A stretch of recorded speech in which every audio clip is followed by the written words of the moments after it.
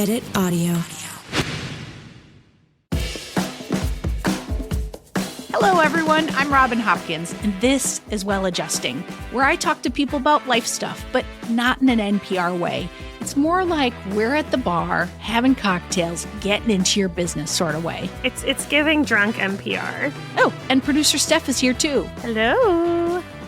Today we chat, well, addiction, relationships, and healing. Hello, friends, and happy Pride, y'all. Woo-woo. I was going to do like a bear, bear, bear, bear. I know, I'm sorry.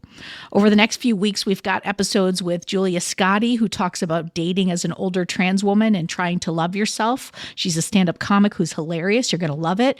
We've got Adi, who wants to talk about how to hang out with the gays without drinking all the time. And today, Paul is joining us to talk about something a little bit more serious. We're talking about sexual addiction, relationships, healing, and being kind to yourself as you do.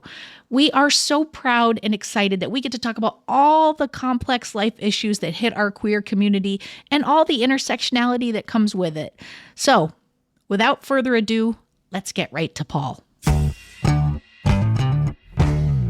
I'm Paul, and I am multiple different things, I suppose. I'm a writer, I'm a coach, I'm an advocate for startup founders, I'm a bit of a witch, I'm an ex-punk. I'm lots of different things. Many things to different people and many different things to myself. What are we talking about today, Paul? Basically, where do you go when you've got nowhere else to hide? The underlying question. A little bit of context is obviously useful here. So about 3 years ago, I got sober from alcohol and drugs. Congratulations. Thank you very much. Very proud of myself, which was preceded by a lot of therapy and a good old-fashioned breakdown, which was pretty much all of the emotions that I'd been repressing for the last 30 years kind of came out like a lovely... it's somewhere between a dam breaking and a tidal wave, depending on your enjoyment of metaphors. And a lot of that was like toxic masculinity response to things. And since then, instead of just being like, I'm sober now, and I have all this good behavior ahead of me, I have been channeling my addictive self into other places, namely casual, anonymous, and destructive sex. Okay. Yeah. So when I say, where do you go when there's nowhere else to hide? Very, very recently, I've come to understand this about myself. And it's quite confronting because it's a bit like, oh, it's like multiple O's of realization. That's like the most perfect explanation of just growth, of personal growth. Like it just keeps going. So I've been in and out of 12-step rooms for food more than anything. I'm really familiar with the program. So you're in a program, or did you do it by yourself, or? That's a good question. So for the alcohol and the drugs, I did that myself, cold turkey, and that has been fine. No relapse, no nothing, which was, I'm not going to say it was easy, but it wasn't hard at the same time. Whereas I am now fully immersed in the SAA world. So Sex Addicts Anonymous, which I have my own misgivings about because I don't really believe in a higher power. And I also, after having plenty of therapy, almost like polar opposite ends of understanding when it comes to like therapeutic work, I'm interrogating both to try and see what fits and suits me. But as I start to like understand myself a little bit more, I'm just realizing how little bin fire I am with all of this. There's plenty of us out here who realize that we're a hot mess and that the building's on fire and we're working on it. And then I feel like in some ways I go back and forth on thinking, I think I might be better off for knowing that because it puts me in the present and it puts me working on it versus the people who are just actively shoving down everything, every feeling, everything, and just acting as if nothing's happening. But you're kind of unpacking all this. What's your experience around that? I've kind of got the literature and I'm kind of starting to digest it and understand the lingo, all that kind of stuff, understanding my outer circle, my middle circle, my inner circle, all that kind of stuff, which feels like the most confusing stuff when you first get there. I've been to a couple of different meetings in a couple of different places. I guess this is going out in Pride Month, and I think it's important. I'm queer, I'm an AMAB person, I'm non-binary, I've, a giant sort of 6'2" masculine presenting person. And, I'm in a long-term relationship. I've been with my partner for 15 years and we are not open. And so I've been cheating ostensibly for the past, let's say, less than 3 years. I'd say it's probably more like 2. And it started out as being kind of occasionally, like if I went away for work or I went for a trip, or like I'd be like very out of sight, out of mind, kind of like compartmentalizing. And as the kind of compulsion progressed, it became a lot more regular and a lot more destructive, I guess. And, it was a lot of multiple app usage mixed in with, I don't know whether you're familiar, but the hookup culture on Reddit is a thing, which I did not know. It was like this whole subsection of ways to get sex. It's like, hey, you can do this on Reddit now too. So what happened was, and the reason that I'm in the position that I am now, is that it had become such a problem that I was just throwing caution to the wind and not really giving a fuck about what I was doing or when I was doing it. And my partner came home mid-hookup because he was coming to do some work from home, because that's what people do sometimes. And I just came downstairs and he like looked at me and he was just like, and I was like, you don't want to know? And he was like, no, I don't.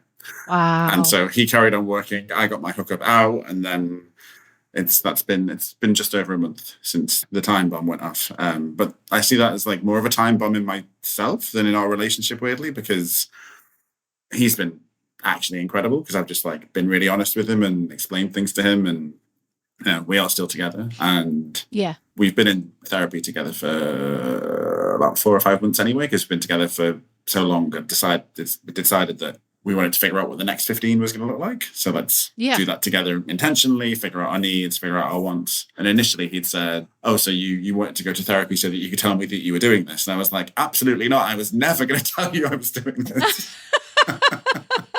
You're like, that's cute. You think I was going to be honest. Yeah, exactly. Right. I was like, oh, thanks, babe. You think so much of me. Can I ask you this question? Because my understanding of cross addiction, because there's a lot of folks who come into OA, to Overeaters Anonymous, after they shut down booze or drugs or something like that, because it's like, they took the substance away but didn't deal with the feelings or whatever it was that you were eating or drinking or whatever over. Do you feel like you just went into it, started, like you said, I'm done drinking, I'm done drugs, but weren't necessarily making the connection to the addictive behavior? Or like, what? How does that feel for you today? Because I know the beginning of a 12-step program can be an onslaught of emotion. For me, it's anger, generally speaking. When I go back in the rooms, I'm always like, you can all fuck yourself. Thanks for having me. Like, that's how it comes out for me. I'm not super aggressive. I normally turn it inward more than I turn it outward. But no, I started to realize, I think it must have been maybe November time, when I think I was like starting to get very, very heavy into just like lots and lots of casual hookups, often with people that I would never look at twice, or who, like, on reflection, I was like, what are you doing? And that was when I started to realize that things were maybe going off the rails a little bit. And I was like, okay, so this is now more of a problem. And I started to realize that it was affecting my mental health. I'd recognized that it made me like quite upset, and I was like, okay, so I need to stop doing this. And I kind of realized that I hate to say this, but this is definitely like the 12-step thing, that, being powerless to this behavior and being a bit like, I can run away from it as much as I want to, but I will always be running back to it. And that's one thing that I find to be like incredibly prevalent in the queer community, especially with sort of queer and gay and bi guys. And this kind of like, it's partly to do with like an epidemic of loneliness, and partly to do with an epidemic of dopamine, and partly to do with never being satisfied, as well as this kind of like compulsive behavior. Because, as soon as Grindr popped up, and you've got like Grindr and Facebook and Instagram, it's like Grindr's just another thing that you use to kind of populate that part of your brain. And so, like, going back to what I was saying before about my breakdown and kind of toxic masculinity, I see all of this as being tied up within me. It's all like this kind of product of acting out in a way that is almost like wanting to be more hypermasculine, or wanting to be more kind of hypersexual, because that's what I should be doing. And I know that I grew up in the sort of mid-late 90s in Merseyside in the UK, and I was quite femme presenting for a while and kind of got that metaphysically and physically beaten out of me. So I started presenting more mask. And what has kind of come out of this understanding as well is just a bit like I was kind of cosplaying mask, and this was kind of part of my cosplay. So all of this kind of casual sex and all of this kind of like presenting as this person was also kind of like denying my own real identity in a way, if that makes sense.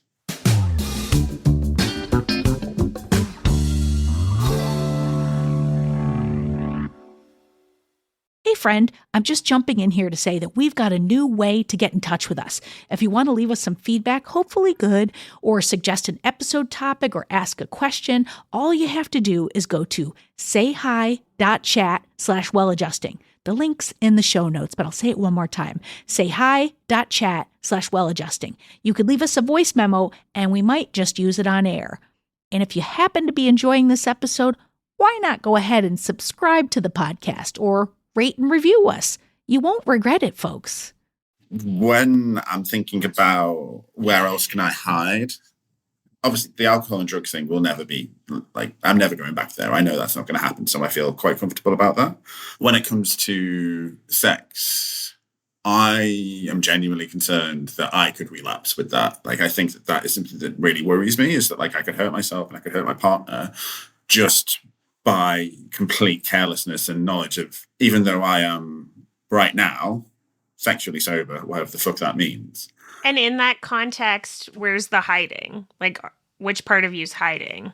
If I don't have drugs and booze and risky sex, I am a former overeater myself. I also run my own business. And so these are two other avenues where I can go and hide. I can go and eat some cake and work really hard and see which one kills me first. But I don't really want to do that. Yeah. The sexual stuff really helps with the numbing because it's immediate in a, like the viscerality of like the touch and orgasm and kind of that side of thing. It's so different to food and work in terms of payoff. So it's numbing. It's very much numbing. And so, but I know myself well enough that if I am able to, have a healthy sexual relationship with myself and potentially my partner, then I will have to really, really significantly consider how I'm numbing or why I'm numbing.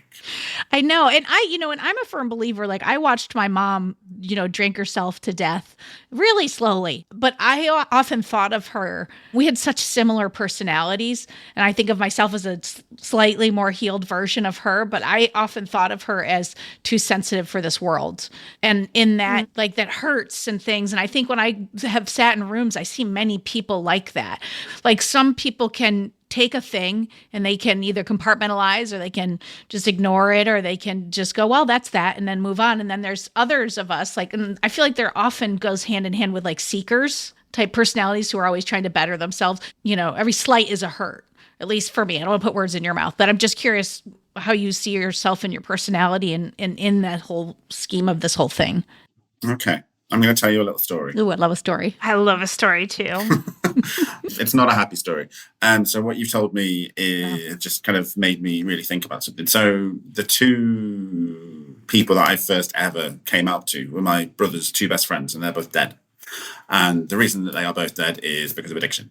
So one of them, Andy, died as an alcoholic just after his 30th birthday. And the next one, Phil, he died from taking butane gas because that was the thing that he was doing instead of alcohol. And so we lost two of the most important people to ourselves, me and my brother and our friendship group, in the space of 2 years, thanks to addiction. And I remember sort of being in those funerals and being sort of just completely bereft, but also just being like, I have to be a better person to continue on an understanding of how this works. And this was when I was 28, 29.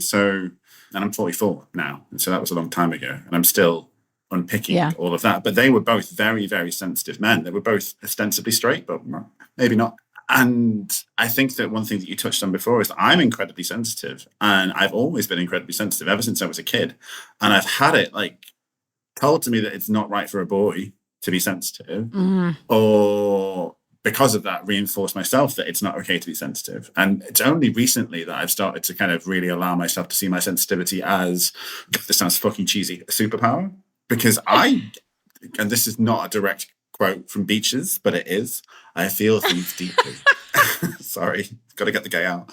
I do. And it's one of those things that I have learned to fucking push the kitchen bin down for such a long time until it overflows that I can't do it anymore. And a lot of what I'm doing at the moment is like regularly changing the kitchen bin, but it just keeps on getting full quicker and quicker because I'm dealing with so much more shit, if that makes sense. Well, I would counter that you might be dealing with the same amount of shit, but all of the back shit's coming back up too. You were backstopped and now it's all coming out. I mean, I do think that's why the first couple months of a 12-step can be really difficult, because you're acknowledging a thing that you've been trying not to acknowledge. Everything's fine. I'm fine. Everything's fine. That's fine. It's fine. It's not fucking fine. So you're like, that's happening. Then you're sitting in a room with all these people who are saying the things that you feel, and you're like, holy fucking shit. And then there's the foreverness of it. And then everything that you didn't want to feel is in your face. It's a lot. And you add in the sensitivity factor, it's a lot. It is a lot. I've been to 3 meetings and I'm about to go to my 4th one tonight. So yeah, wish me luck, wish me something. And I'm going to be like really open about this. This is a room full of mostly straight AMAB people with porn addictions. And I feel a bit like an outlier. I feel a bit like I'm not dismissing your problems, but I feel like there is a litany of things that I have a problem. It's like there's like maybe like 7 or 8 different elements of like just sort of compulsive sexual behavior that I have that are kind of impacting me here. Porn is one of them. You know, porn is like a flavoring into all this shit. Well, and it's so interesting when you're queer. I feel like you have a fully different set of options. I don't even know if I want to call them options, but like, we have like 40 different hookup apps. So it's just like, I do feel like you are a bit, I hope you're acknowledging and they're acknowledging that you're dealing with a bit of a different landscape or something than the straights. I feel like whenever I go to a meeting, I'm not there to be understood. I'm there to like expunge. It's not, when I say expressing feels quite gentle. Expunging is like, you know, getting a zit. Like throwing up, like that. Yeah, exactly. and a lot of it is also just fucking learning and like remembering compassion and remembering empathy and all the things that I don't give myself, I need to give to other people. Therefore, I can give it to myself. It's interesting because like when I bemoan the fact that it's mainly straight men who are struggling with their porn addiction, I feel maybe disconnected from them, partly because I have very few male friends. Like I'm mainly friends with like AFAB people exclusively. I would say bar maybe 3 people in my life, and I have a big friendship group. And so being in that room is actually really confronting for me as well. So it has like an element of like I have to be really careful not to numb or push things down when I'm there, because there's almost like an aroma of toxic masculinity in the room that I need to not get high on. Not to mention to the fact there's quite a lot of attractive men there. And so it's just a bit like, so you're all sex addict. That's interesting. Let's get Even coffee. though they like explicitly say, if you get a sponsor, they have to be someone that you're not sexually attracted to. And I was just like, well, that limits a lot.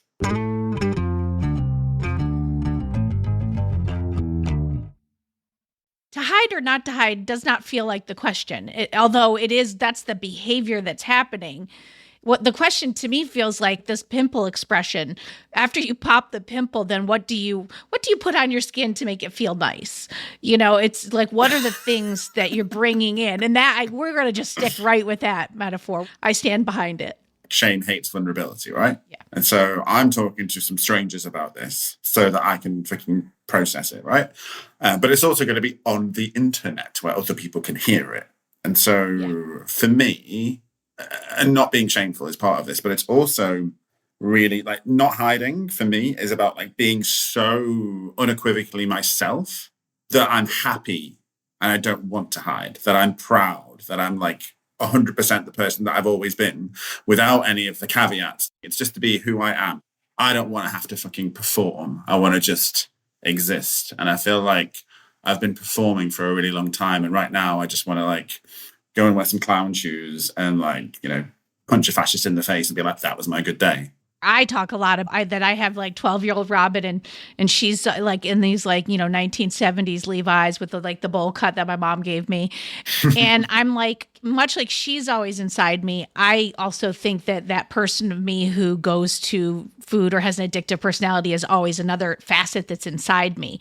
And we talk a lot about making friends with the parts of ourselves that are in there. Because like not hiding means, I think, acknowledging that part of Paul is in there. Yeah. And that part of Paul will always be a part of who you are. It will always be a way to cope with something. What would you do to make friends with that part of Paul?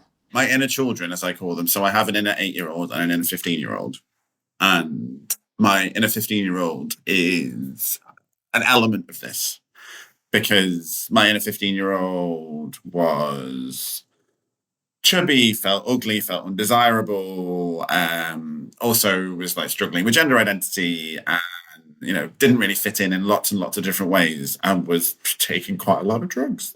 And so that part of me feeds this sexual addiction in ways that I still don't quite understand, because a lot of those parts of teenage Paul still feed into that.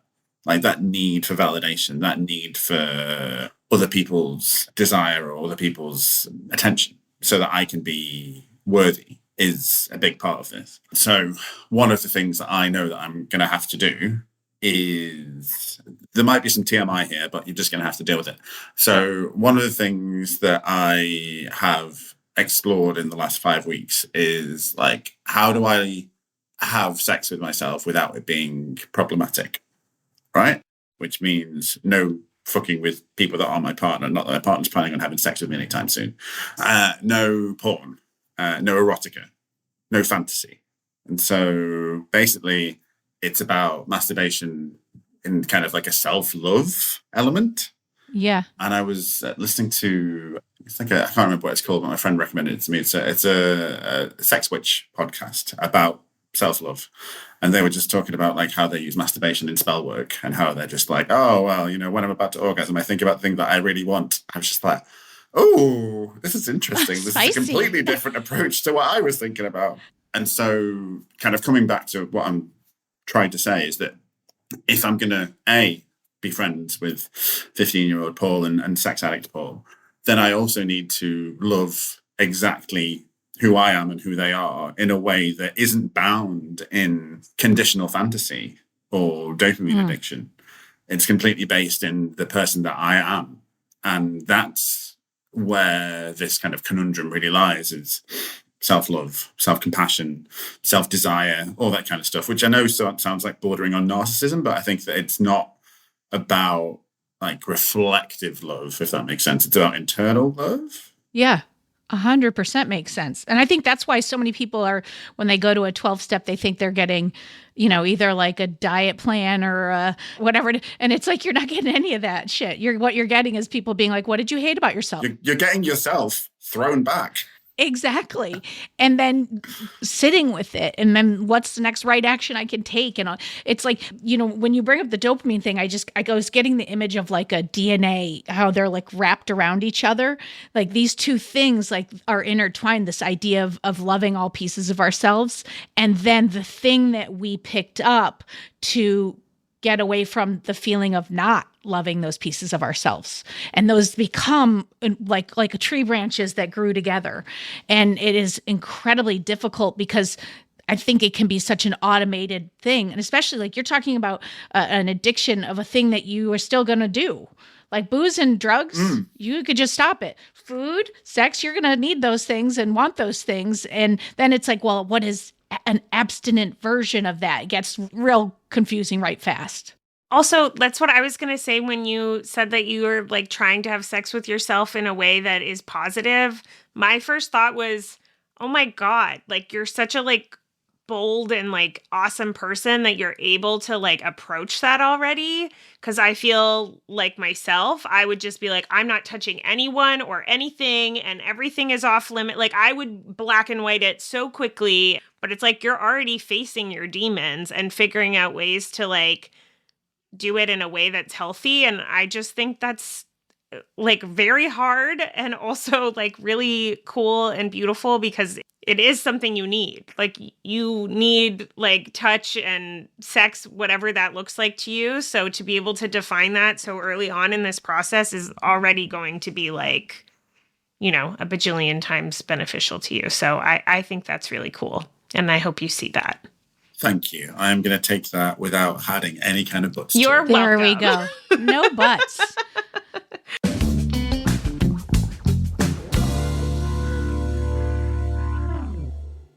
So when I first was sort of realizing what was going on with myself, I spoke to one of my best friends who is a therapist who works with people with a lot of different kinks, and they're very, very smart.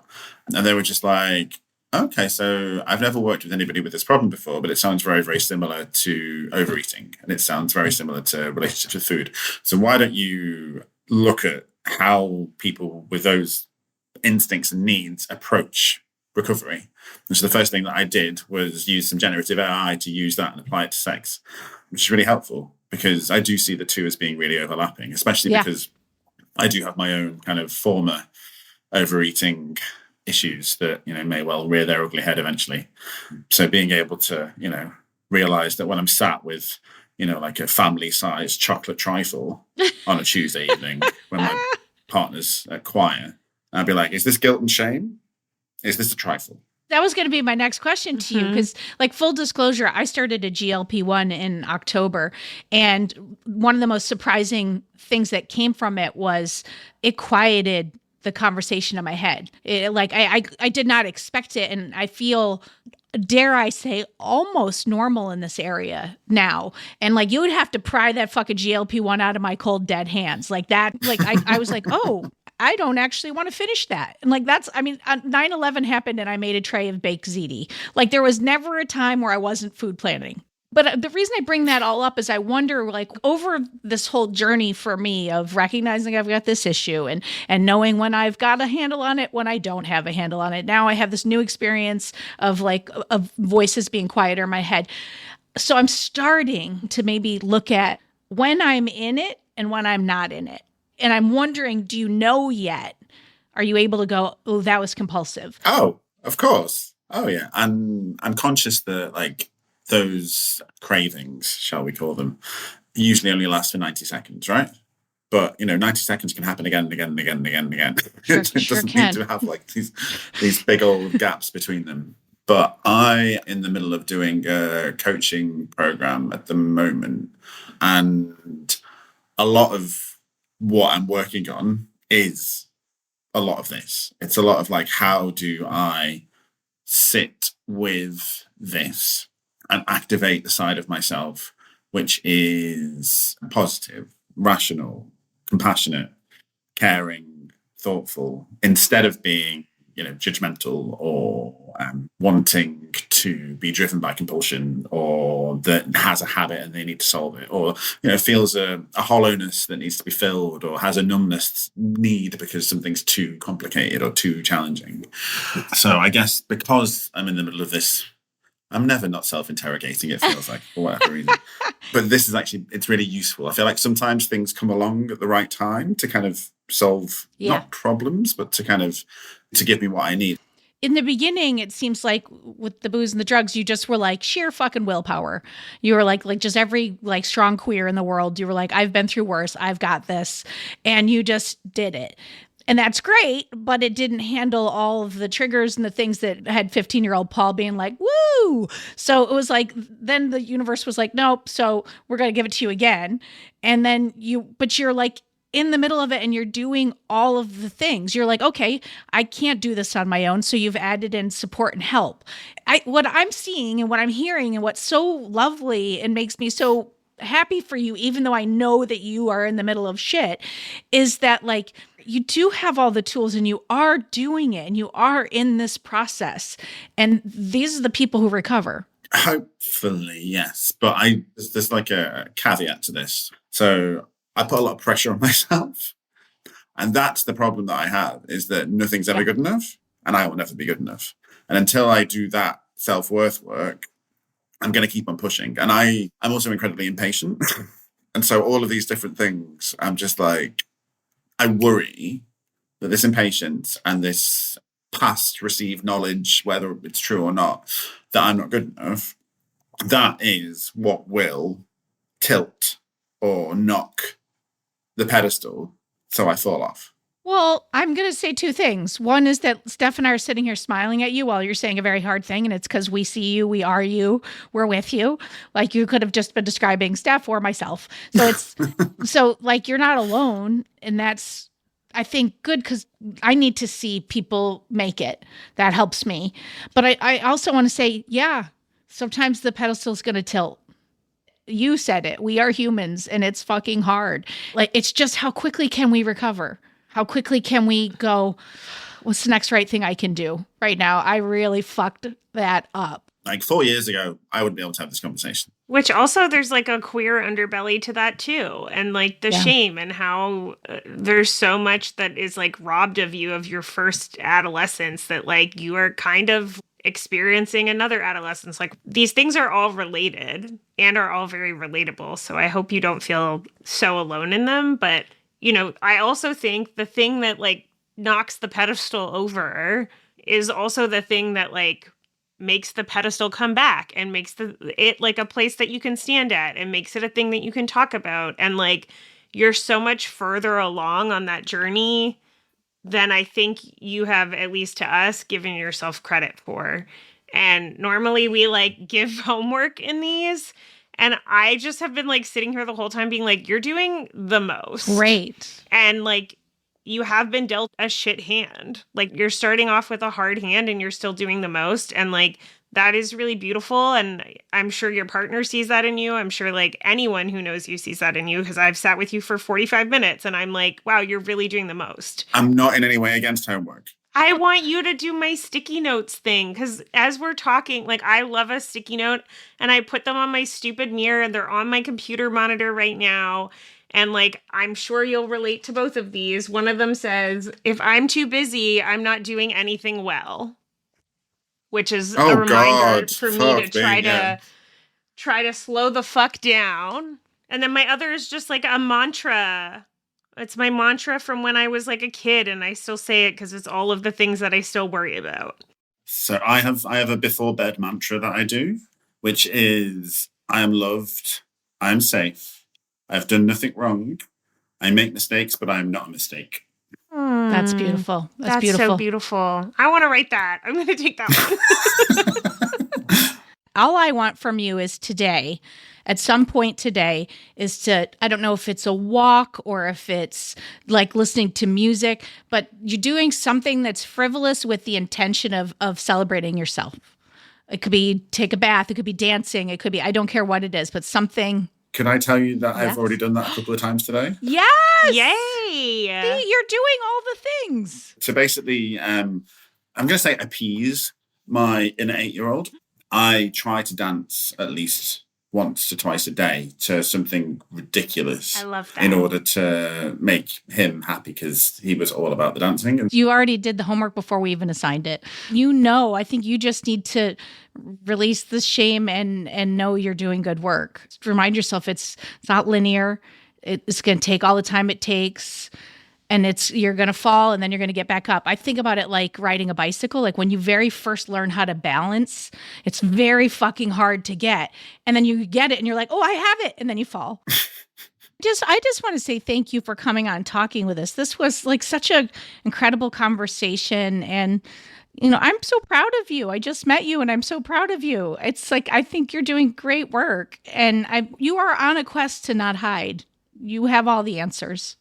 This is very, very kind and feels very validating. And if this can like help or support or kind of enlighten for anybody else, I feel like as queer people, it makes it much more challenging to navigate the world, especially when it comes to sex, because there's so many expectations, there's so many kind of received wisdoms and kind of like cultural norms that we don't have to accept and aren't helpful. So I think that if anybody listening is struggling with this shit, then yeah, delete the apps and just like love yourself.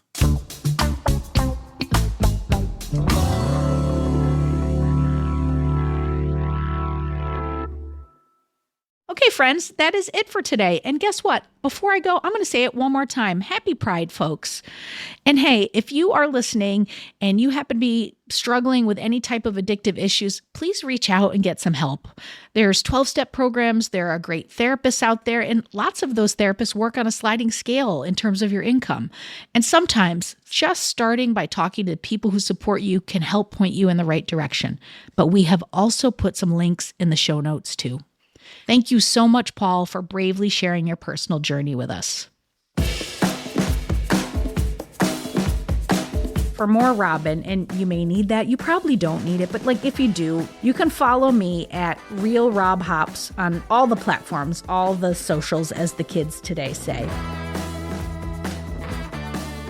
Well Adjusting is an Edit Audio original series.